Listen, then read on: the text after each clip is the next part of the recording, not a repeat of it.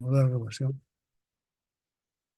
Cada vez que la herramienta retrocede, la pieza se mueve lateralmente un poquito, a milímetros, ¿no? Puede ser medio milímetro, etcétera. 3/4 milímetros, 1 milímetro, etcétera, por pasada. Es decir, cada vez que la herramienta retrocede de la mesa que sujeta la pieza, avanza lateralmente a milímetros. En las limadoras, en las cepilladoras, esta es la herramienta a la que se mueve lateralmente, dando por resultado el avance. Si el movimiento es rotatorio, como en el torno, la herramienta se desplaza lateralmente de forma constante mientras la pieza gira, de manera que cuando la pieza da una vuelta completa, la herramienta se ha desplazado a milímetros. Entonces, se puede dar para el movimiento rotatorio del torno, se puede dar milímetros por pasada, pero eso en realidad no, o no, en realidad se da por tiempo, por segundo, metros por segundo, pero normalmente se suele dar en milímetros por vuelta. Ahora, para el movimiento rectilíneo alternativo, se da milímetros por pasada. Esto no estamos viendo aquí. Vamos a ver. Aquí está. Miren, aquí. Esto es el torno. Entonces, la herramienta tiene solamente movimiento paralelo al eje principal del torno. Entonces, cuando la pieza ha dado una vuelta, la herramienta se ha movido esta cantidad, que es el avance. ¿Ya? Aquí, del movimiento rectilíneo alternativo, cuando la herramienta está yendo para atrás, la mesa se mueve a milímetros, este es A, hacia la derecha. Entonces, la próxima vez que corta, va a cortar una viruta que tiene A milímetros de ancho, ¿no? Aquí el avance de la mesa va a ser A milímetros por revolución, lo que avanza al dar una vuelta a la herramienta, eso sería milímetros por revolución, ¿no?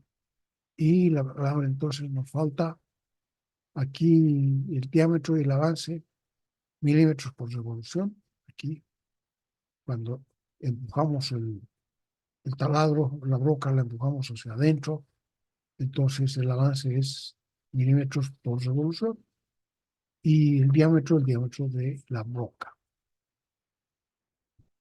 ¿Qué más? Aquí ya hemos visto esto también. Entonces volvemos aquí.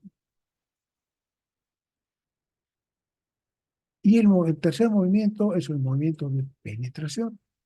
Pues el movimiento de penetración también se puede ver. Aquí viene dado la diferencia de radios. Nos da el movimiento de penetración. P milímetros por pasada, ¿no? Al comienzo de la pasada nosotros colocamos la herramienta de tal manera que la altura, la diferencia de radios va a ser P.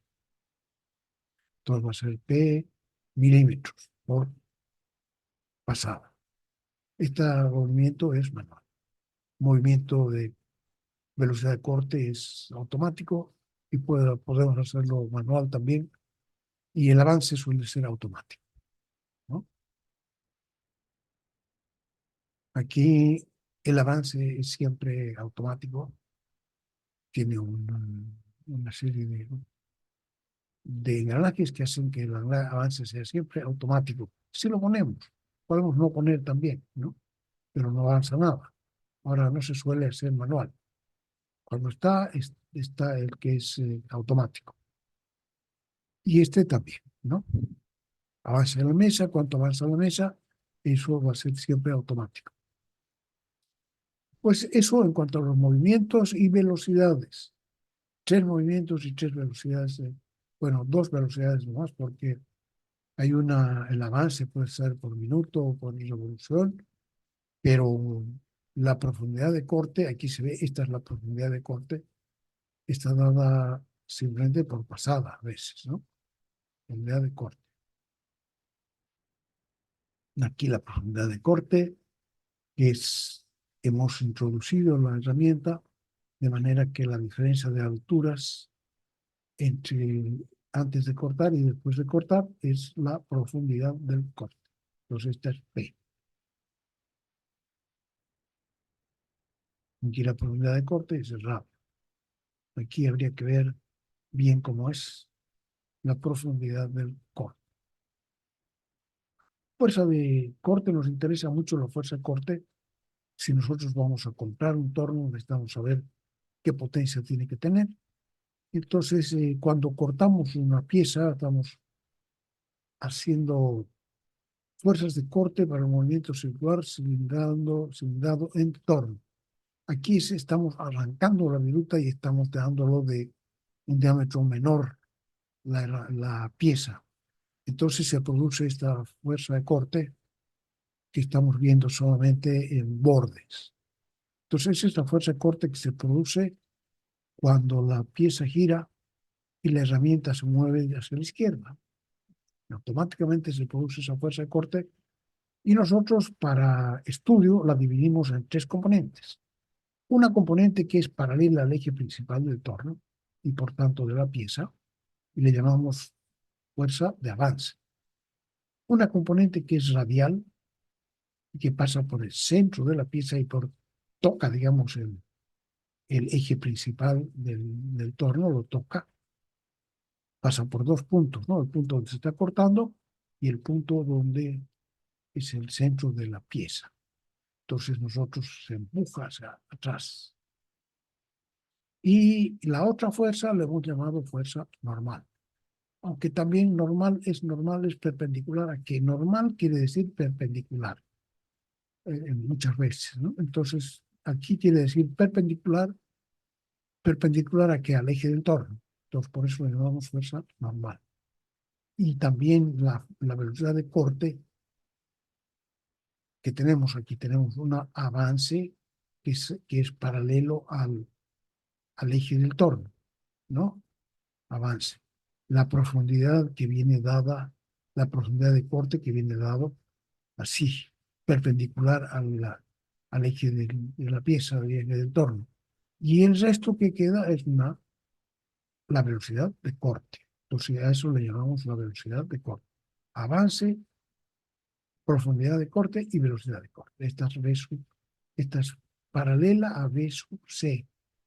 Le llamamos F sub N normal, también fuerza tangencial, porque es tangente al cilindro que es la pieza, y entonces es paralela a la fuerza de corte. La fuerza de corte, así, sola, puede también mostrarse no solamente en el corte, en el torno, sino que también para movimientos rectilíneos, entonces la puede acomodar esto de manera que una fuerza no sea la fuerza normal o tangencial, otra sea la fuerza de corte resultante, que es esta la que estaba dibujada de blanco ahí, esta es la resultante, esta es la fuerza de avance, va avanzando la herramienta, y de penetración o fuerza radial. Entonces, según nosotros entendemos, esta fuerza, la fuerza de avance, es la reacción del material de que está hecho la pieza a que la herramienta avance hacia la izquierda a seguir cortando, ¿no? Digamos que es pequeña comparativamente con la fuerza de corte porque la velocidad de avance es muy pequeñita, se lee en milímetros por revolución, por vuelta, mientras que ya hemos dicho que la velocidad de corte se lee en metros por minuto y que puede ir hasta los 600 y por ahí. Y la otra, la penetración, la fuerza de penetración, es la oposición de la pieza a ser empujada hacia atrás, porque nosotros para cortar, para hacer esta diferencia de radios, necesitamos empujar a la pieza, empujarla y desde luego, como tiene un filo, entonces va a ir, y esto va girando, va a ir cortando. Pero es la reacción de la pieza a que la empujemos hacia atrás. Es una fuerza de flexión. Trata de flectar hacia a la pieza, no la empuja para atrás.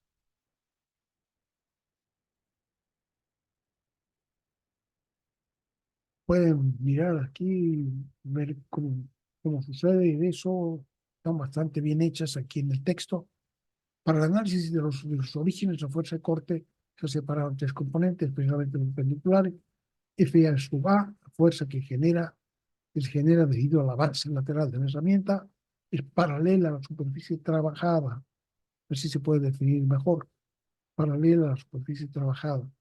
Su aporte a la potencia de corte es pequeño. Enseguida vamos a calcular la potencia de corte, ya que la velocidad con la que se desplaza es la velocidad de avance a por n, milímetros por minuto, ¿no? De la herramienta o de la pieza, proporcional al avance lateral y la velocidad de giro. Por lo tanto, muy pequeña en comparación con la velocidad de corte que está dada en metros por minuto. De milímetros por minuto a metros por minuto, 1000 veces más chica. F sub P es la fuerza que se opone a la penetración de la herramienta y por tanto está relacionada con la profundidad del corte P. Esta fuerza es radial en el caso del movimiento circular y perpendicular a la superficie trabajada en el caso del corte rectilíneo. En ambos casos, esto es interesante, es una fuerza que no realiza ningún trabajo, porque el trabajo es fuerza por distancia, ¿no? Es una fuerza que arrastra una distancia dada en un objeto, ¿no? Entonces hace una fuerza determinada, pero en este caso la arrastra por un camino perpendicular a la profundidad de corte, siempre, porque en un caso aquí la profundidad de corte es radial, ¿sí? Y se va moviendo para allá. O sea que no produce ningún efecto de potencia, ¿no? Es F sub P y F sub N es paralela al movimiento de corte y por tanto perpendicular a la superficie trabajada. En el caso del movimiento circular o paralela a dicha superficie, representa la resistencia del material al ser arrancado, al moverse o girar la herramienta. Es la fuerza que más contribuye a la potencia. Como es un vector, la fuerza de corte es la suma vectorial de estos tres componentes y la magnitud de esa fuerza podemos llamar F sub C, que es el valor absoluto o sea, la magnitud de la fuerza de corte, ¿no es cierto? Un número. Y se ha estudiado y es proporcional a lo que se llama la fuerza específica de corte y es proporcional también a la superficie, a la sección de la viruta, K por S, K mayúscula por S. Ahora, esta fuerza de corte tiene unidades, kilogramos o newtons, ¿no? Tiene unidades de fuerza. Entonces, esta fuerza específica de corte va a tener también unidades de fuerza, pero por unidad de área. O sea, kilogramos por milímetro cuadrado, o newtons por milímetro cuadrado, y la viruta S va a ser P por A. A es en una dirección, el avance, y la profundidad de corte es la otra perpendicular, entonces la sección de viruta es P por A. Y entonces a esta fuerza K, se le llama por tanto fuerza específica de corte. En realidad tiene las unidades de un esfuerzo, ¿no? De un esfuerzo ya sea tangencial o normal, pero es Newton por milímetro cuadrado, una unidad de un esfuerzo. En lugar, como no es un esfuerzo, le llaman fuerza específica de corte. Entonces, fuerza de corte va a ser K por P por A. Si, si reemplazamos la superficie de transversal, sección normal de la viruta, P por A. Y en general, la magnitud de la fuerza específica de corte, acá, tiene una magnitud de entre 3 y 4 veces la resistencia a la tracción del material, R sub Z. De modo que para estimar, nosotros queremos solamente estimar, no queremos meternos en el fenómeno del corte que se meterán los especialistas y que es muy complejo. Nosotros queremos estimar a cuánto va a llegar esa fuerza de corte, y dice, está más o menos 3 a 4 veces la resistencia de la tracción del material. Entonces, podríamos poner, para estimar, dice, la potencia de accionamiento, podemos poner K 4 veces la resistencia a la tracción. Normalmente está bien porque lo que normalmente se conoce de los materiales, de los aceros, es su resistencia a la tracción. Un ejemplo numérico, calcular aproximadamente la fuerza de corte necesaria para cortar un acero con una resistencia a la tracción de 70 kilos por milímetro cuadrado, es lo que uno conoce normalmente de los aceros. Si la profundidad de corte es P igual 2 milímetros y el avance de 1,5 milímetros. Entonces K sería 4 por 70, 280. La fuerza específica de corte sería 280 kilos por milímetro cuadrado.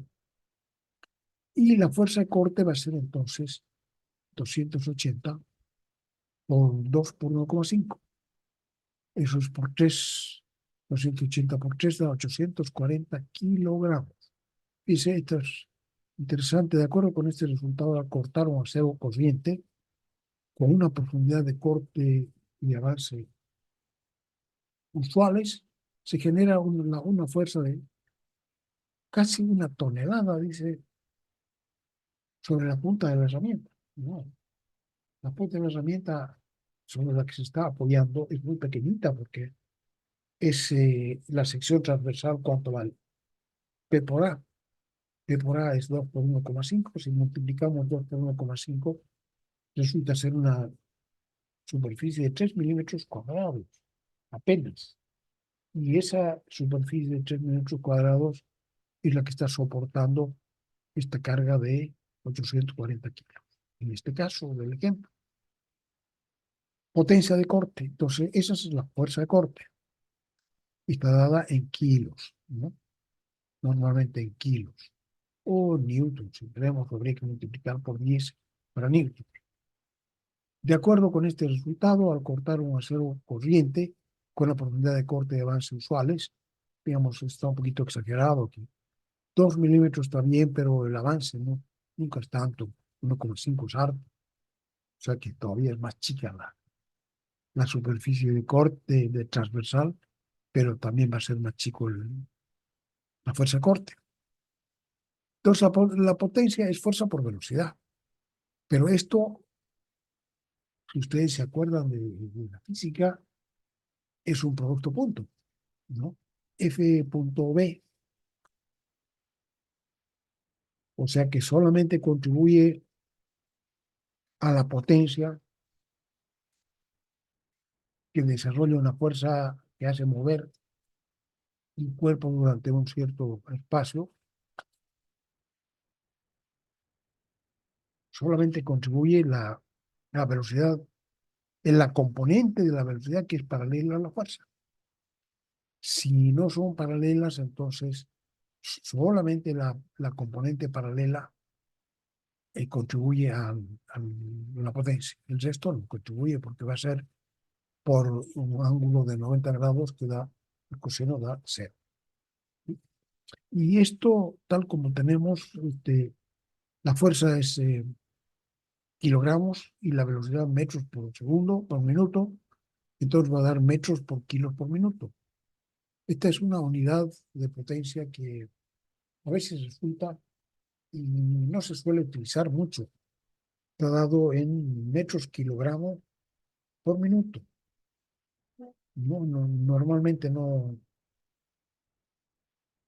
usamos una potencia con en esas unidades, entonces podemos dividirla entre 4.500 y tenemos caballo vapor. Los caballos vapor, si ustedes ven después su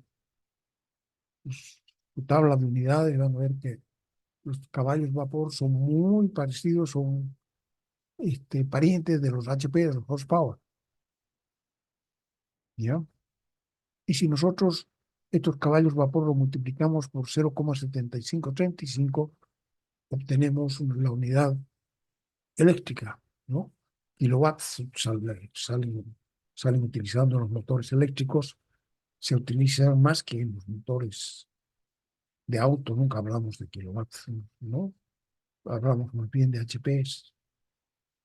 Pero aquí, para la máquina, nosotros podríamos hablar de kilowatts.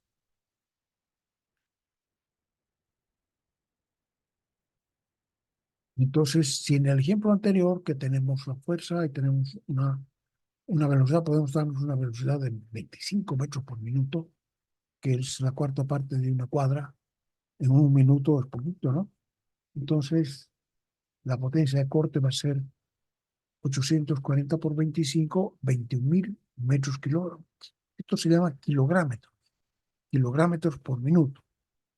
Y convertido va a ser 4,67 CBs, caballos vapor, y multiplicado por 0,75 nos va a dar 3,43 kilowatts. La energía generada en el corte se convierte casi exclusivamente en calor. Esta energía que se ha generado, ¿a dónde va? ¿No? Entonces se convierte prácticamente en calor.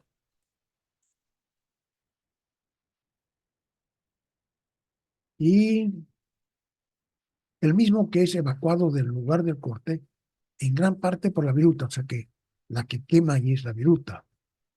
Que habría que, para tener una idea de cuánto es esto, 3,43 kilowatts que se producen en la punta, en el lugar del corte, esto es potencia de corte. Eso es lo que ocurre justamente en el sitio donde se está cortando, ¿no? Entonces habría que tener una idea, por ejemplo, de qué cosa conocemos. Conocemos la, la plancha. ¿Cuántos grados queda? Claro que hoy día ya la gente no plancha su ropa, así que muchos de ustedes ni deben conocer una plancha. Entonces la plancha suele tener 1 kilowatt, no más. Y si ustedes le ponen, la enchufan y le ponen la mano abajo para ver cómo de caliente está, van a ver cómo calienta 1 kilowatt. Otra cosa que puede servirnos para tener una idea de cuánto es 1 kilowatt son las duchas Lorenzetti. Las duchas eléctricas Lorenzetti tienen, y a mí me parece que, claro que la han hecho más poderosa ahora, pero creo que para verano tiene como 2 kilowatts y para invierno tiene 3,5 o algo así. Entonces, miren cómo calienta el agua, ¿no? Calienta fuertemente el agua. Entonces, ese calor es el que, como no hay agua ahí, se lo lleva, la viruta. Una parte, gran parte. La otra parte se lo lleva, dice, eleva la temperatura de la herramienta cortante y la otra parte se la lleva el resto de la pieza, ¿no? Que se queda, se calienta. Para tener una idea de la potencia, dice una plancha eléctrica o kilowatts y que calienta una superficie mucho mayor que la de la punta de la herramienta, como hemos visto en el caso solamente 3 milímetros. Sí, y esto es,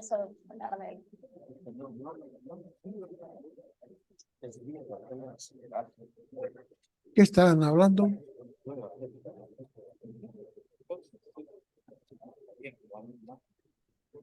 ¿Qué pasa, Neisa? Por favor, cierren sus micrófonos y van a conversar. Compartir pantalla. ¿Dónde estamos? Estamos aquí. Entonces, para, para saber cuánto necesitamos del motor de accionamiento, nosotros hemos visto que una de las partes de las máquinas de herramientas es el accionamiento, pero es el motor de accionamiento. Entonces tenemos que viajar desde el lugar del corte hasta el motor. Y hay una diferencia bastante grande. Dice la potencia necesaria para accionar la máquina de herramienta, de manera que ésta pueda realizar el corte es superior a la potencia de corte, ya que la energía necesaria debe transportarse desde el motor hasta el lugar del corte. Entonces, entre medio solemos poner el rendimiento. Si eta es el rendimiento cinemático global de los mecanismos de accionamiento, transmisión, etcétera, de la máquina herramienta, la potencia de accionamiento va a ser esto, ¿no? Si la potencia de accionamiento por el rendimiento nos va a dar la potencia de corte. O sea que si queremos calcular la potencia, tenemos que dividir entre la potencia de corte entre el rendimiento.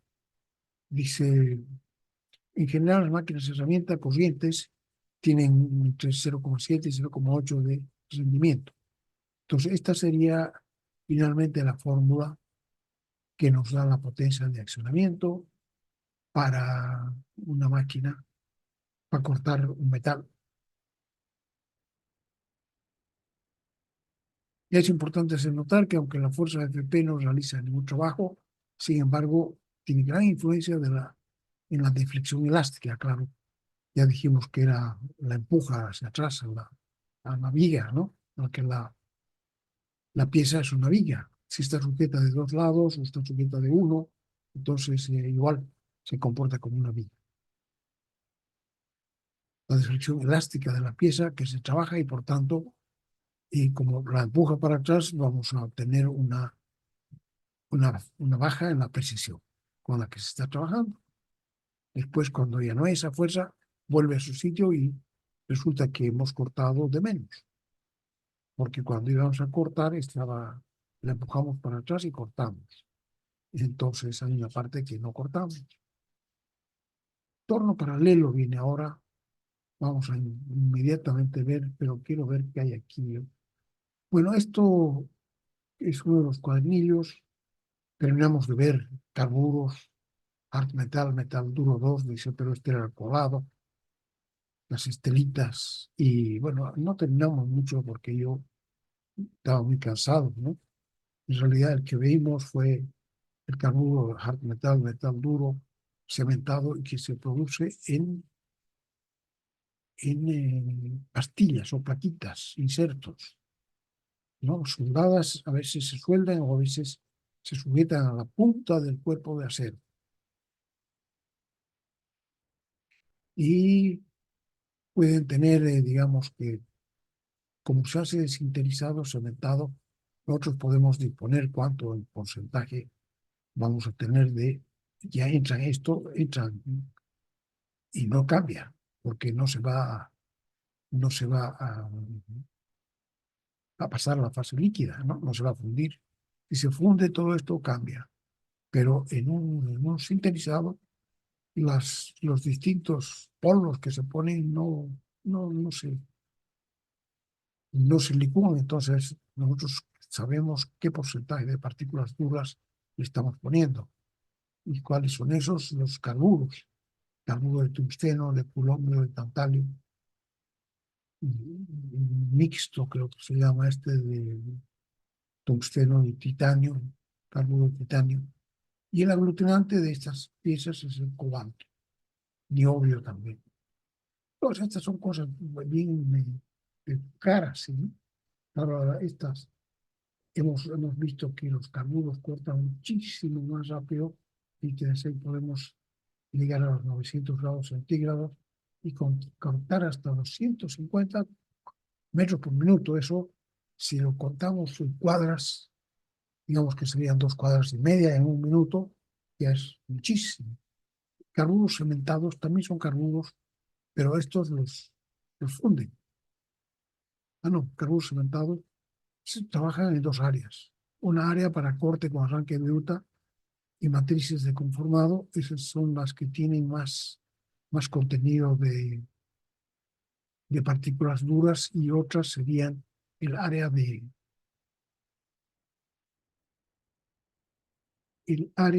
conformación, de conformar, ¿no? Entonces esas son para empujar y conformar el metal. Esas tienen menos, están cerca del 75, digamos, diría yo, pero aquí es mejor que lo que vean, digamos, los que estén interesados personalmente en eso. Y también a veces los dos entonces estas se llaman Kenametal, Carboló y Vidia, se venden también así. A veces se revisten con una capita de 5 a 8 micras. ¿Saben qué tan poquita que es? Entonces, ¿esto cómo se hace? Tiene un baño que está líquido, entonces sumerge las pastillas estas, se las sumerge en un baño de carburo de titanio, esto es nitruro de titanio muy duro, nitruro de hafnio, ¿no? para, para cortes de dureza en cortes de alta velocidad, 5 a 8 micras apenas. Carburos alto metal es el otro que se llaman las estelitas, que tiene menos importancia. Las cerámicas, hemos visto también, óxidos sinterizados, estas pueden llegar a 1100 grados centígrados, velocidades de 150 a 600 metros por minuto, y en el laboratorio dice que se ha obtenido hasta 5500 metros por minuto, que tienen una conductividad térmica muy baja y son quebradizos y además se trizan, se pican, ¿no? Se saltan. Con seguridad que ustedes han visto en su casa algunas cerámicas de estas tazas, qué sé yo, que cuando alguien le pega, entonces ¡pac! Se pica, se salta un pedacito y ya se acabó. Entonces ya no queda más bonito, ¿no? O digamos, si se hace lo mismo con el calor, si es una fuente caliente que se pone en contacto con esa pieza, entonces, pero tiene que ser más caliente que un agua caliente. Se pican. Entonces dice, tiene mala reputación por el picado, por choque térmico y porque no resiste a los cortes interrumpidos. Dice, se han usado con profundidad de corte de hasta 10 milímetros. Mejor, dije, pero mejor hacerlo con cortes ligeros, no tan pesados, ¿no? Buenos acabados, esto da las herramientas de cerámicas y óxidos sintetizados, dan un buen acabado. Buenos acabados a alta velocidad, buenos para cortes largos, secos y constantes. Cuando nosotros queremos, ¿qué pasa si estamos finalizando, afinando un eje y de repente se acaba el filo de la herramienta que estamos usando? Tenemos que parar y cambiar de herramienta o ir y, ¿no? Y entonces ya queda una marca de donde se paró y se cambió. Entonces no puede hacerse así. Entonces para eso necesitamos herramientas que tengan buenos acabados a alta velocidad para cortes largos, secos y constantes, ¿no? Entonces estos cortes largos pues, son ejes largos. Se reviste de carburo cementado con óxido, esto es la alúmina, O3Al2. También se reviste Mirison de 8 a 10 micras, que ofrece las altas velocidades de los óxidos. Estos se llaman óxidos refractarios a veces, porque ¿a qué temperaturas se vuelven líquidos? 2800 por ahí, que ofrecen las altas velocidades de los óxidos con gran resistencia de los carburos. Metales cristalinos duros, esto ya vimos los diamantes, que tienen el problema de que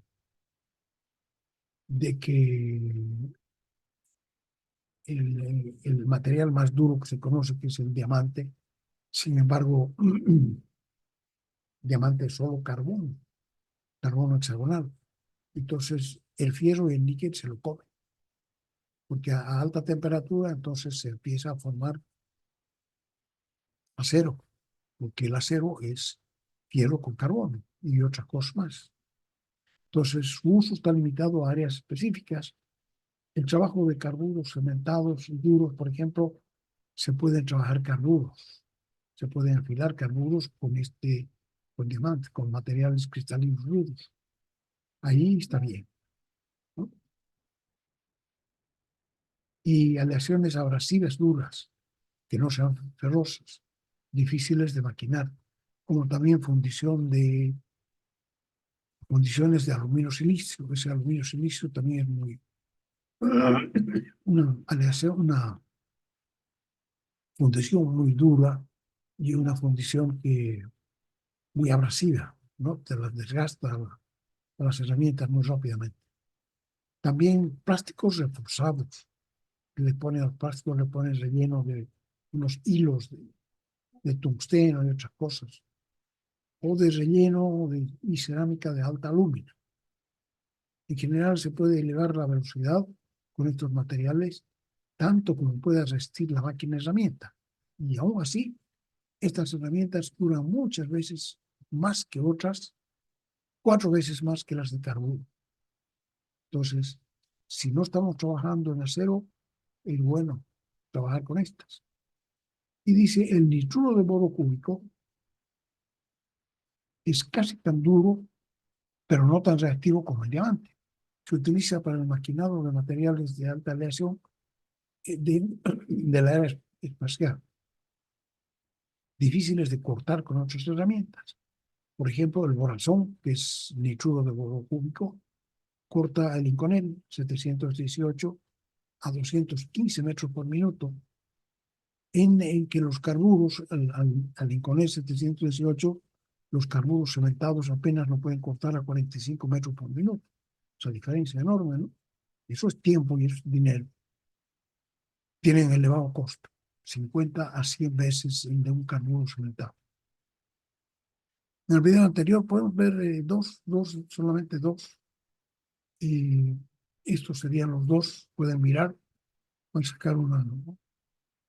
¿Ya? Esto dice una fresa para planear 8 insertos de carburo en la punta. Y la pieza es de acero rápido o acero al carbono. Pero las herramientas son de carburo. Y aquí también, coromil para fresar ranuras de sándwich, coromat. Vamos a ver estos dos. Vamos a dejar de grabar un ratito. Fluidos para el corte. Ya solamente quedan 8 personas viendo mi clase. Qué horror. Miren, las funciones, el fluido para el corte cumple 2 funciones, el lubricante y refrigerante. Entonces, pero dice que en la mayoría de los casos se puede incrementar la velocidad de corte hasta en un 50% para una misma vida útil de la misma herramienta.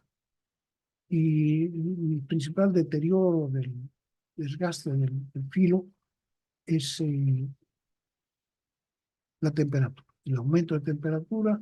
Entonces es importante que el uso de fluido para el cuerpo. Al lubricar se lanza un chorro de fluido entre la superficie de desprendimiento y la viruta y baja la velocidad. Es efectiva, entonces la lubricación, porque tiene dos efectos, ¿no? Lubricante y refrigerante. Pero el de lubricación actúa solamente hasta velocidades menores, es efectiva y ausente en la velocidad mayor de 120 metros por minuto. Entonces, para las rápidas ya esa parte no sirve. Y sirve solamente la segunda parte, la otra función, que es la función refrigerante. Y de todo el bollo que hay, mete por ahí un chorro de fluido que se lleva a calor. Eso es. ¿Qué cosa se usa? Clases de fluidos, se usan gases, CO2 y agua. Mejor para el enfriamiento, pero tiene problemas graves porque tiene gran tensión superficial, o sea, unas gotas muy grandes, y además oxida todo oxida el agua, crea depósitos de sal y demás, porque no es pura el agua, sino que tiene carbonato cálcico, ¿no? Entonces no se usa sola, sino que se usa con productos químicos de acción herbicida y detergente, etcétera.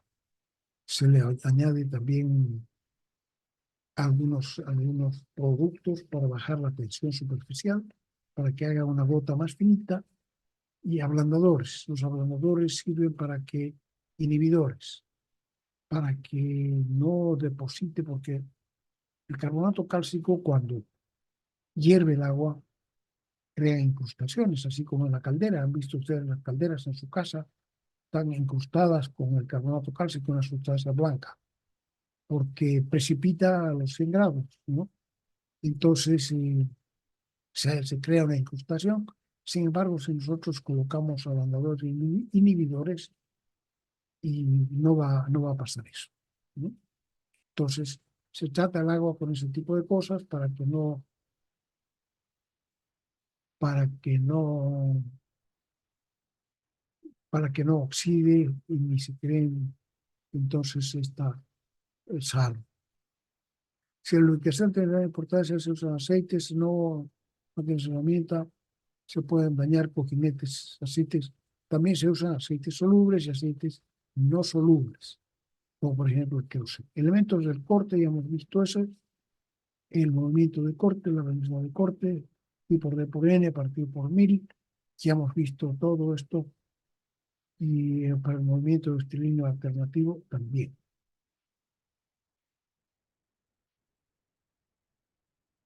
Movimiento de avance A, movimiento de avance es milímetros por revolución, y aquí milímetros por segundo, y aquí milímetros por pasada, y aquí milímetros también por revolución de la momento de penetración P, fuerza cortante, ya hemos visto la fuerza cortante, hemos hecho un ejemplo, aquí está también hecho el ejemplo, es un ejemplo parecido, la potencia de corte, potencia de accionamiento, es eta por la potencia de accionamiento y la potencia de corte. Ejemplo 1, calcular la fuerza de la potencia de corte, así como la potencia de accionamiento, necesarios para cortar un acero de 80 kilos por milímetro cuadrado, un avance de 0,5 y una profundidad de corte de 2 milímetros, una velocidad de corte 40 metros por minuto. Si el rendimiento de la máquina es 0,75, entonces la sección de minuto había sido apenas 2 por 0,5, 1 milímetro cuadrado. La fuerza específica de corte es 4 por 80, 320 kilos. La fuerza de corte F sub C, entonces 320 por 1 kilos.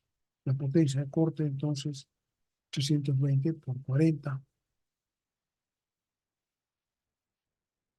320, que es la fuerza de corte, por 40 metros por minuto, que es la velocidad. Entonces va a ser 12.800 kilogramos por minuto. Si partimos por 4.500, nos da 2,84 caballos vapor, y si multiplicamos por 73,95 o algo así, 2,09 kilowatts. Y la potencia de accionamiento, eso es la potencia de corte. La potencia de accionamiento va a ser entonces 209 de acá, kilowatts, partido por 0,75, 280. 280 kilowatts, potencia de accionamiento. Si se corta con una velocidad de 70 metros por minuto en lugar de la de 40, entonces se puede conseguir todo y obtenemos potencia de corte 320 por 70, 22.400, 3,66 y potencia de accionamiento 4,95 kilowatts. Sección de virutas de apenas 1 milímetro. La superficie que debe aguantar la fuerza de corte, en este caso, alcanza 320 kilos y no 1 milímetro. Es como una señora que se pusiera un taco, pero un taco aguja. De verdad, aguja que tenga una superficie de 1 milímetro y perfora todos los pisos, ¿no? Las velocidades de corte utilizadas en el son relativamente bajas, apropiadas para un acero de carbono y acero rápido. High speed steel. En esas condiciones, la potencia del motor ha sido de 280 y 490, corresponde a un motor relativamente grande, para aprovechar la velocidad de corte que se puede alcanzar con una herramienta de carburo. 250 metros por minuto significaría multiplicar por 4 los valores obtenidos. Wow, o sea que la la necesidad de fuerza, de potencia en el motor es grave. Por este motivo se producen grandes aumentos de temperatura en el proceso de corte de metano. Esto es Car Anti-Vibration Rule Comparison. Esto lo hemos visto, la anti-vibration. Y esto de aquí, el torno universal. Torno paralelo. Aquí hemos llegado también al torno paralelo. Y podemos partir por acá. Dice características del torno paralelo, la herramienta más importante en taller metal mecánico, juntamente con el procesador universal, de acuerdo con las operaciones de fabricación estudiadas en la unidad.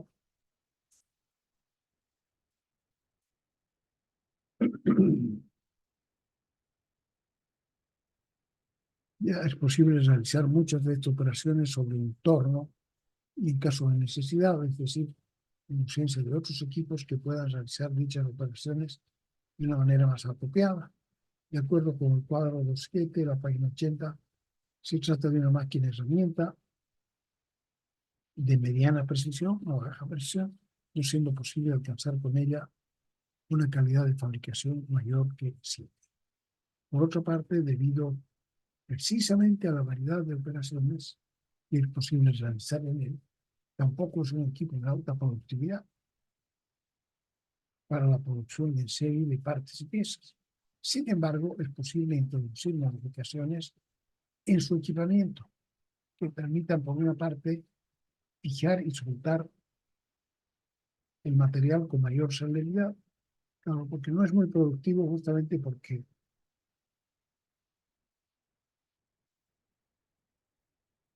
la colocación y la extracción de la pieza que se está trabajando es relativamente lenta, ¿no?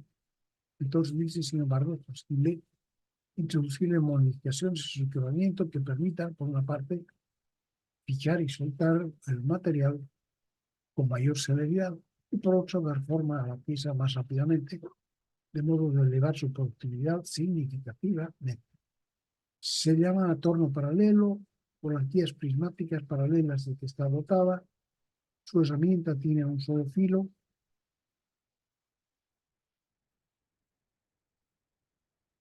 y está provista de dos movimientos, la herramienta, movimiento de avance, que es automático, y el movimiento de penetración, que es manual, milímetros por pasada. Este es el penetración para adentro y este es el avance.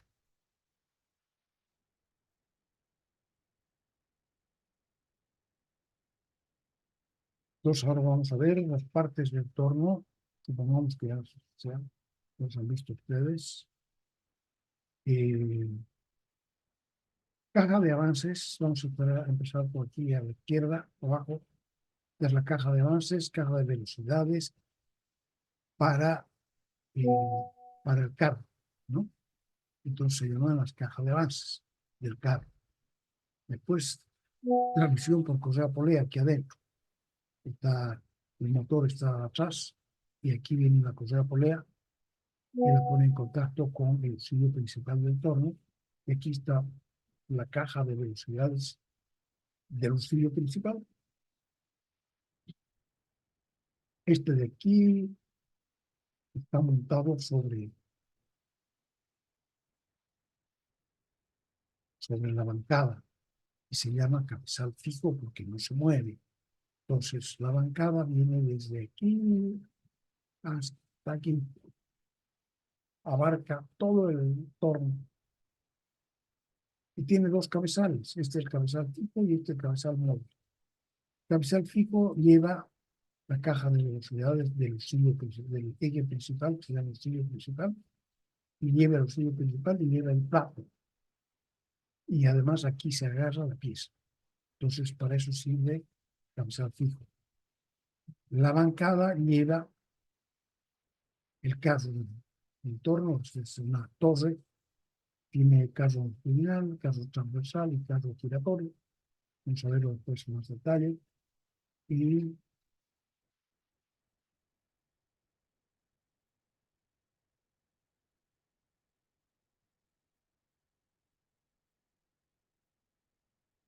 porta herramientas.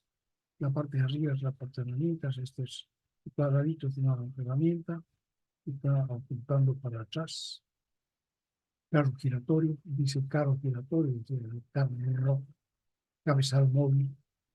Este es el cabezal móvil porque se puede mover hacia adelante, ¿no?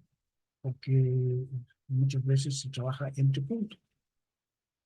Y para eso quiere decir que se pone la pieza entre, aquí se pone un punto, aquí se pone otro punto, y entonces la pieza va entre los dos puntos. Y entonces tiene aquí uno, dos y tres barras. La primera barra se llama auxilio de buscar y es un tornillo buscado, la barra de buscar, auxilio de buscar. Y sirve para cuando vamos a hacer hilo aquí sobre el torno, auxilio de buscar. Siguiente dice la barra de cilindrar, cuando queremos simplemente que el carro se mueva hacia la derecha o hacia la izquierda automáticamente. Cuando pasa eso, normalmente estamos cilindrando, entonces se llama barra de cilindrar. Auxilio de buscar, barra de cilindrar. Y la tercera es la barra de mando. Aquí está colocado, si él toma la barra de mando y la baja o la sube, pasa algo específico, ¿no? Deja de girar esto, o cambia el giro de un sentido en otro sentido, ¿no? Y este es el carro longitudinal, y más arriba está el carro transversal, y más arriba está el carro giratorio. Entonces, esas son todas las partes más importantes del torno. Y aquí abajo es la base, está colocado la base del torno que se llama la bancada. La bancada tiene dos guías prismáticas, guías para el cabezal y móvil y para el carro inclinado. Tiene dos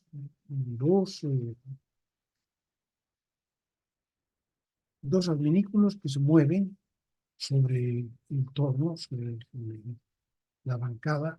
Uno es el carro, que todo el tiempo está yendo de izquierda a derecha y de derecha a izquierda, y otro es el cabezal móvil, que también va de izquierda a derecha, puede ser más adentro, más afuera. Entonces, cada uno tiene una guía. Una de estas guías es para el carro longitudinal y la otra guía es para el cabezal móvil, ¿no? Ninguno está en las dos guías, solamente cada uno en una. No podrían trabajar si estuvieran en las dos guías. Entonces,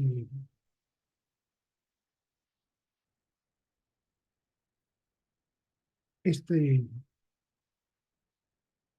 esta bancada además tiene está hecha de fundida de acero, pero es de fundición. Entonces, este material es mucho más tranquilo que el acero. El acero es elástico, ¿no? Y esto más bien es, si uno le pega para que suene, muy rápidamente ese sonido se va desapareciendo, también como hemos visto como la Dimple Bar, exactamente igual es esta bancada que está hecha ese material, pero por otra razón, ¿no? La Dimple Bar era porque está hecha de un material muy livianito, y entonces todo esto tiene que funcionar como un cuerpo rígido. Entonces tiene unas costillas de lado a lado, así como esta, ¿no? Cada cierto trecho tiene una costilla, una costilla, una costilla, una costilla, una costilla, de manera que pueda con gran seguridad tratarse como si fuera un cuerpo rígido. Entonces, la posición de la guía con respecto a la otra no se puede girar, no se puede alabear. Y además se va a colocar el torno en un lugar plano, ¿no? De manera que no se esté tratando todo el tiempo de torcer. No, sí, claro, si se coloca en un mal lugar, probablemente también se va a torcer el torno y vamos a tener las guías alabeadas. En esta parte se va a poner el cabezal fijo. El cabezal fijo tiene que estar quieto aquí para controlar toda la caja de velocidades, principal de velocidades del torno, y allí va a girar el plato, y el plato va a agarrar la pieza. Entonces, este es el eje principal del torno. Va por el centro del husillo principal del torno, pasa por el centro del plato y llega hasta el cabezal móvil y pasa por el centro del cabezal móvil. Todo en una sola línea, ¿no? Entonces, para que esté esto bien colocado y no esté chueco, porque si lo colocan chueco va a estar chueco para siempre y no va a ser nunca una sola línea con este otro punto. Tiene que ser una sola línea con ese punto. Entonces, para eso cuenta estas guías. Entonces, las guías se colocan exactamente, o sea, encima se coloca el cabezal fijo. Se hacen todos los ajustes que hay que hacer para que quede 100% paralelo, o sea, lineal con el resto del eje del torno, ¿no? Que tiene el cabezal móvil, etcétera. O sea que el torno tiene un eje principal que va desde la izquierda hasta la derecha, desde el cabezal fijo hasta el cabezal móvil. Uno solo. Y todo gira alrededor de eso, ¿no? La bancada sirve por una parte como base y soporte para las partes y mecanismos del torno y por otra como guía de sus partes móviles. Cabezal móvil y carro principal se fabrica de fundición y se estabiliza térmicamente. Entonces esto lo meten a un lugar donde está caliente, pero va bajando la temperatura muy lentamente, ¿no? De manera que cuando llega a temperatura ambiente, esto no tiene tensiones internas. Se estabiliza térmicamente para evitar deformaciones que puedan ocurrir durante el servicio e incidir en la presión del torno. De repente puede ser que se le dejó tensiones internas y de repente nuestro torno un buen día se tuerce. Basta con que se tuerza un par de milímetros y ya fregó, ¿no? Entonces, eso no puede ocurrir. Está hecho de tal manera que se ha estabilizado térmicamente. Muy bien. Aquí podemos ver también algunas bancadas, nos falta aquí esto, se llama el escote. Y aquí hay una pieza que tiene igualito las dos guías, tiene en esta pieza, o sea, se puede poner y sacar. Pero se trata de que nosotros, para, para una emergencia, podemos sacar este escote y tornear piezas que son de un diámetro mayor a las que se pueden tornear sobre guías, ¿no? Entonces, es para eso este escote. No todos los tornos lo traen, pero muchos lo traen y entonces sirve exactamente para eso, para que se pueda, para que se puedan tornear piezas de un mayor diámetro. La bancada sirve por una parte como base, una desamor, pero principal, se fabrica en fundición. Por su parte superior, en su parte superior derecha, la bancada está provista de guías prismáticas, sobre las que se desplazan paralelamente al eje principal del torno, el carro móvil y el cabezal móvil. Las guías han sido endurecidas superficialmente y su forma ha sido diseñada para compensar el desgaste que origina su uso. Algunas bancadas tienen también una cavidad llamada escote que hemos hablado. Y aquí a la izquierda, no hemos visto, viene entonces vista posterior del torno mostrando la transmisión por polea. Aquí atrás está el motor de accionamiento. Esto es la correa, la polea. Y estas son las correas. Tiene 3 correas en B. Este torno. Nosotros puede ser que tenga más. Y entonces, este es parte del. Entonces, por aquí entra, esta es la polea conductora y adentro está la conducida y bla, bla, bla, bla, para adentro. Y entonces aquí viene el auxilio principal para allá.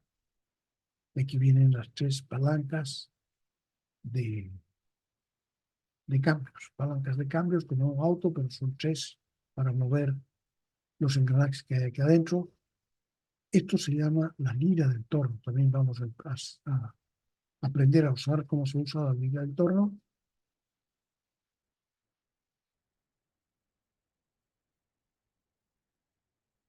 Esto se llama la lira y permite sacar estos engranajes y poner otros de otros tamaños, ¿no? Para eso está hecha especialmente la lira. Aquí está hecho un ejemplo de cómo podría ser la velocidad de la caja de velocidades del torno. Esta sería la entrada, esta sería la polea del motor de accionamiento. Aquí se le ha puesto un embrague eléctrico, que puede ser un embrague eléctrico que tiene grandes ventajas porque se puede acoplar y se puede desacoplar eléctricamente sin necesidad de variar la distancia entre las partes, ¿no? Entonces puede ser, y también es un freno, puede servir entonces como,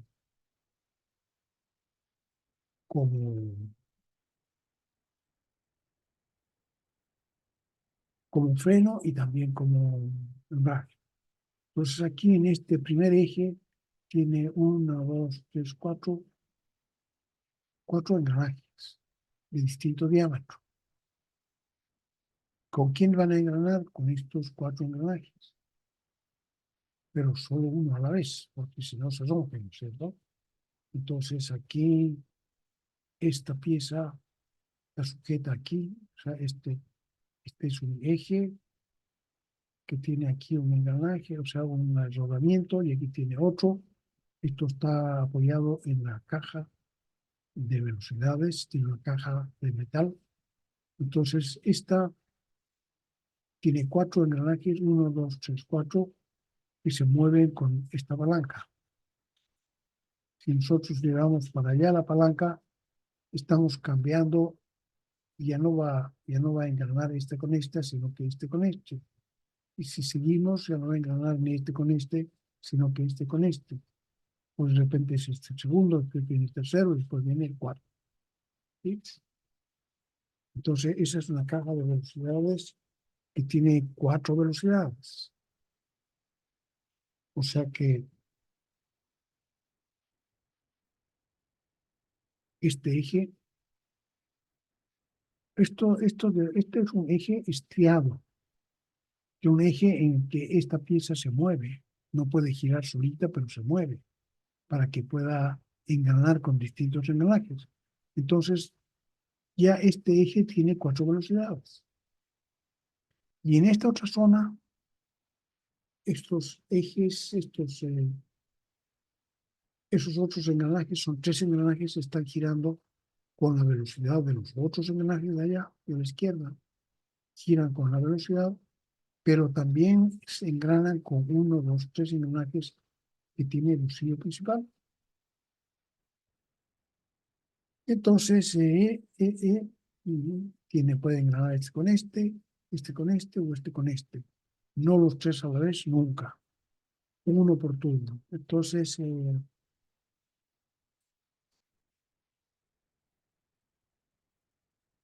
¿cuántas cajas de velocidades, tantas velocidades tiene este torno?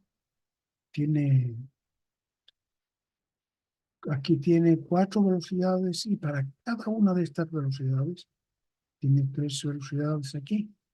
Entonces va a tener en total, para esta tiene 4, para esta otra tiene 4, porque va a ser 4 por 3, en 12 velocidades diferentes. ¿Sí?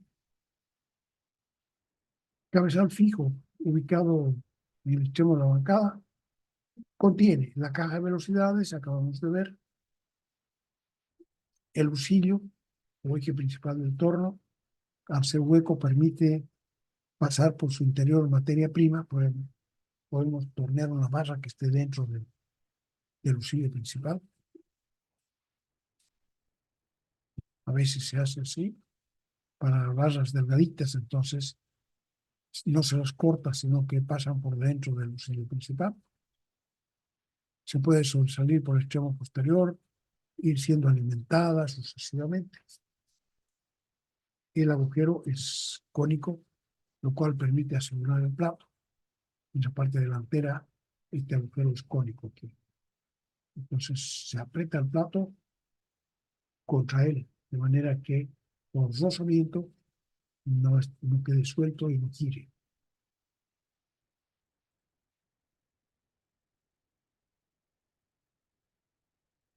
En su parte delantera, el agujero cónico, lo cual le permite asegurar el plato. El plato, que es el dispositivo que sirve para la suspensión de la materia prima, puede ser de varios tipos, como se verá posteriormente. Cabezal móvil o contrapunto. Hemos visto el cabezal fijo y este es el cabezal móvil, el que estaba a la derecha. Este puede moverse hacia atrás y para adelante. Normalmente, cuando la pieza que se va a trabajar tiene un cierto largo y a partir de él hay que sujetarla de ambos extremos. Entonces, para eso, ese es uno de los usos principales que tiene este cabezal móvil, sujetar las piezas del otro lado. Y para sujetarlas tiene unas puntas. Entonces, a la pieza que se va a tornear se le hace un agujerito cónico en ambos extremos, uno en el del plato y otro acá. Ahora, el que va aquí en el contrapunto puede ser un punto fijo. Este es un punto fijo. Entonces, tiene el problema, sí, pero bueno, hay mucha gente que no tiene otro y tiene que tornear con eso. Entonces, le ponen, porque la pieza se va a girar y el punto no va a girar, porque no es un punto giratorio, es un punto fijo. Entonces, lo que se hace es ponerle grasa entre la pieza y el punto. Y hay otros, como este que está puesto aquí arriba, que está mostrado aquí en detalle, que son giratorios, ¿no? La belleza. Entonces, este tiene dos rodamientos. Tiene un rodamiento axial para que soporte carga axial grande, es este, y tiene un rodamiento radial para soportar también gran carga en la pieza que va a trabajar. Entonces, este es un rodamiento de agujas, y de bolas, o al revés. Este de bolas y este de agujas. Entonces, esos son los puntos giratorios. El punto cabezal móvil o contrapunto, punto giratorio, puede desplazarse. Ahora, esto está dividido a la mitad, puede fijarse en la bancada, se puede fijar de manera que no se mueva más, ¿no? Tiene la forma de sujetarse. Ahora, todos estos puntos son cónicos por atrás, o sea, se meten aquí, se meten y después, como son cónicos, cuando se los empuja desde afuera, quien empuja la pieza que se está torneando, se quedan fijos porque son cónicos. Entonces, la conicidad hace que estén cada vez más fijos, mucho más fijos. Y entonces, después, ¿cómo se sacan? Se sacan, aquí se puede, o el volante se puede sacar, retroceder, este, este cilindro que contiene las puntas se puede traer hacia atrás. Y también está agujereado en el centro, de manera que estas no pueden seguir retrocediendo. retroceden hasta un poquito y después, ¡pum!, se suelta, ¿no? Esa es la forma de sacar fácilmente, ¿no? Entonces tiene cualquier una serie de aditivos aquí que se pueden colocar muy fácilmente, muy rápidamente en el cabezal, ¿no? Justo porque son cónicos.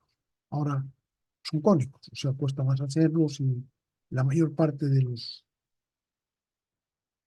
herramientas no son cónicas, no terminan cónicas, no tienen cuerpo cónico, entonces puede hacerse de manera que pueden hacerse algunos aditamentos para para ponerle a las otras herramientas un cuerpo adecuado. Lo que quería decirles es que este cabezal móvil normalmente queda exacto con su punto, su centro queda exacto con el centro del torno, con el eje del torno, pero cuando nosotros queremos para algunas cosas, como por ejemplo para tornear conos, necesitamos que el eje donde está la pieza no sea el mismo eje del torno, porque si es el mismo eje del torno, nos van a salir naturalmente cilindros. Entonces lo que hacemos es quitarlo del centro. Entonces fíjense aquí, ya no está en el centro, lo hemos quitado del centro, de manera que podemos hacer conos con eso. Desplazamiento lateral del cabezal móvil para la fabricación de conos. Pues vamos a ver cuando tengamos que ver conos. Carro móvil. El carro móvil se desplaza a lo largo de la bancada, constituido por 4 partes colocadas una encima de la otra, en forma de torre. Se llama la torre. El carro principal está abajo, sobre el cual se desplaza a lo largo de la bancada. Este constituye el movimiento longitudinal, que puede ser puesto automático o manual. ¿Dónde está eso? ¿Dónde está Yolanda? Aquí. ¿No? Esto lo pueden leer ustedes. El carro, esto se llama el delantal del carro, en la parte de adelante, donde están todos los mandos. Y entonces pueden leer aquí con precisión la parte de más abajo, corresponde al carro longitudinal. Puede ponerse moviendo una palanca, se puede mover en forma automática o en forma libre, o sea, manual. Para mover manualmente es este volante. Encima viene el carro transversal. Entonces, si se fija en un sitio, en un lugar, el carro longitudinal, se puede mover el carro transversal.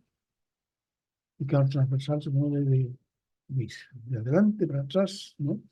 El carro longitudinal se mueve de izquierda a derecha, el transversal de adelante para atrás, y lo usamos para refuntar.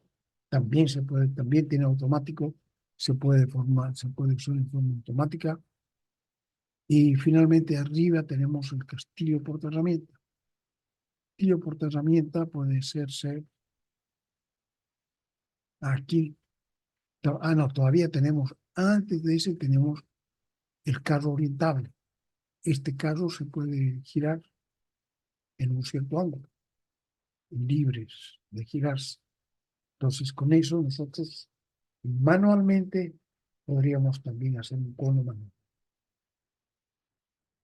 Y encima está entonces el portaherramientas, que es el lugar donde se va a colocar la herramienta. Hay portaherramientas así sencillos como este, donde se coloca una sola herramienta apretada. La herramienta tiene que sobresalir lo menos posible del porta y tiene que estar bien sujeta para poder trabajar bien. Si sobresale mucho, entonces va a ser como, ¿no? Va a ser como un voladizo. Y tiene que estar la punta de la herramienta, tiene que coincidir con el eje principal del torno. Entonces, eso se puede hacer de muchas maneras. Normalmente lo hacen poniendo el punto. Entonces ponen el punto, pero resulta que el punto lo han abusado muchas veces y ya no queda tan mal la punta a punta, está medio doblado, que se yo, lo han vuelto a a tornear o la han puesto en con una lima, la han estado mejorando. Entonces no va bien, ¿no? Y entonces lo que se suele hacer es, se puede tener, casi nadie tiene, pero es lo que debería, todo el mundo debería tener, una plantilla para su torno, una plantilla en forma de seta que está justo a la altura de el eje del torno, ¿no? Con eso ya fácilmente podemos colocar nuestras herramientas sin mayores problemas, porque si no, siempre estamos con el problema que está muy abajo, muy arriba. Y fíjense, para colocar esto en los portas sencillos, aquí abajo tenemos que colocar unas lainitas, unas planchitas de distintos grosores para apretar. Entonces apretamos y sube. Quitamos una de las planchitas y baja. Así tiene que hacerse. Pero hay unos que son excelentes. Estos, por ejemplo, tienen una excéntrica. Y con la excéntrica entonces se puede subir y bajar. O sea, tienen este es un balcón donde estás sujeto la herramienta, ¿no? Uno, dos, tres, tres pernos, tres tornillos están asegurando la herramienta, pero toda esta pieza baja y sube, tiene baja y sube de acuerdo con una excéntrica que hay aquí. Entonces se puede subir y bajar y dejar a la altura que queramos. Esta otra es un porte herramientas sencillo, pero tiene cuatro herramientas por cada lado para hacer distintos trabajos. Perfecto. Porta, torreta porta herramientas, carro porta herramientas, transversal, orientable, la luneta y fija y la luneta móvil. Entonces también los carros, los, los tornos tienen sus lunetas, tienen una luneta fija que se puede poner así entre las guías sobre la bancada, se la sujeta bien y se pasa por ahí la pieza que se va a trabajar. Entonces se pasa y si es muy larga va a servir para hacerle el agujero cónico. Y después vamos a poner más atrás aquí, le vamos a poner la punta para trabajarlo entre puntas. Entonces esta es la luneta fija. Tiene tres rodillos aquí de bronce que le permiten sujetarla bien, que gire bien y permiten no hacerle daño, ¿no? Se pone aceite aquí para que corra bien. Y esta otra es la luneta móvil que se coloca sobre el carro y frente a la herramienta. Entonces siempre va a estar frente a la herramienta, la herramienta se mueve de un lado a otro y siempre va acompañada de su luneta móvil. Así es. Aquí tiene un rodillo, una placa de metal duro, pero abajo tiene un bronce o algo así para que gire y no desgaste la pieza que se está haciendo. Y se le pone constantemente aceitito y aquí está la herramienta. Entonces tiene dos y la herramienta entre los tres guías. Caja de avances hemos visto, pero esta es una caja de avances en realidad de abajo, la caja de avances de los carros. Esto se llama el mecanismo Norton. Normalmente no es una caja de avances, sino que es algo más sencillo que una caja de avances. Sí.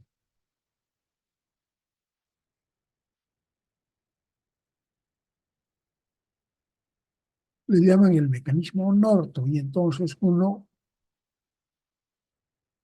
varía la velocidad simplemente variando estos dos engranajes, ¿no? Se lo pone aquí o más aquí o más aquí, más allá, se lo puede recorrer en cualquiera de estos 4 lugares.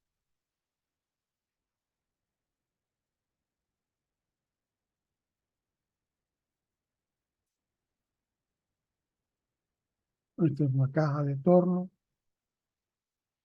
Sujeción de la pieza, sabemos que se sujeta en platos. Este es el plato normal de 3 garras que tiene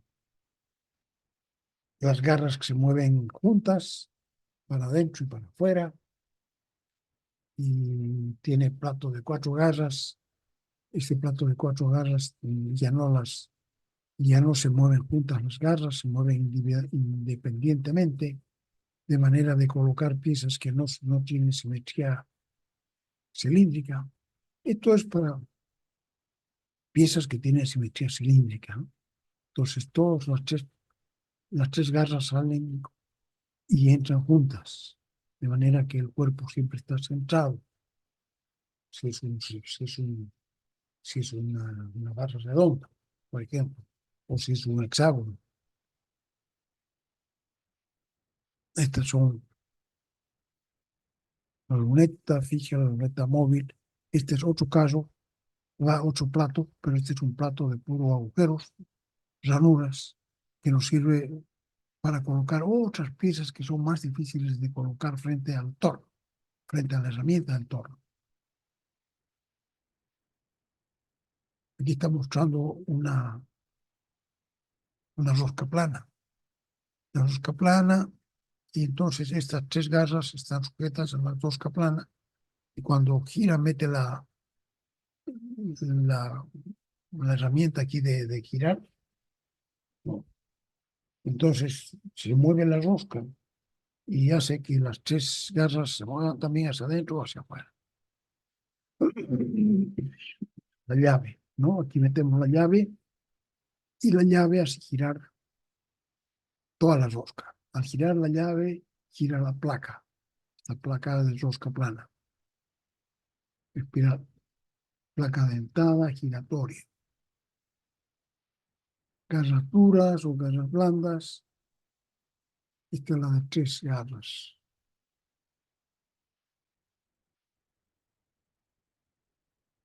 Placa de 4 garras, 1, 2, 3, 4, pero la pieza es así.